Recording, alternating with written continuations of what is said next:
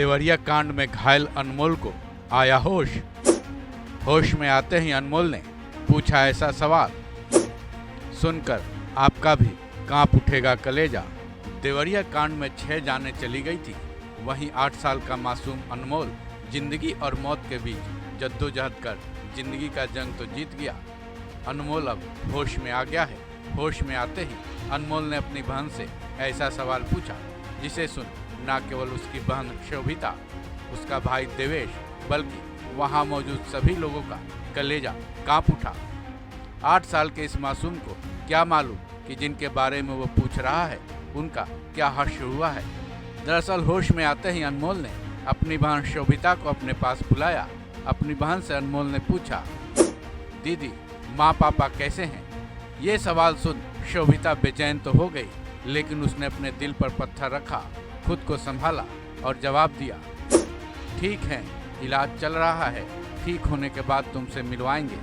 शोभिता ने अपने 8 साल के मासूम भाई से एक ऐसा झूठ बोला था जिसे छुपाया नहीं जा सकता, एक ऐसा आश्वासन दिया था जिसको कभी भी पूरा नहीं किया जा सकता, क्योंकि जो सत्य प्रकाश दुबे यानी अनमोल के पिता इस दुनिया में है ही नहीं, फिर उनसे कैसे मिलवाया जा सकता है।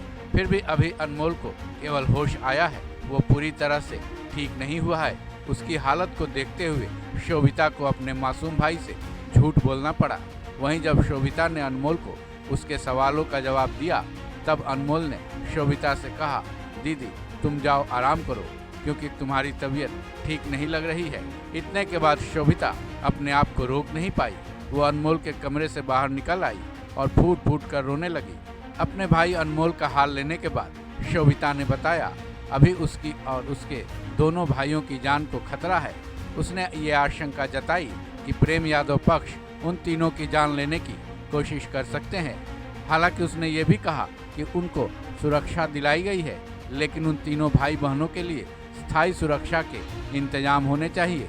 इसलिए शोभिता ने मांग की है कि देवरिया कांड के बाद उसके भाई बेघर हो गए हैं, वो अपने गांव तक नहीं जा पा रहे हैं।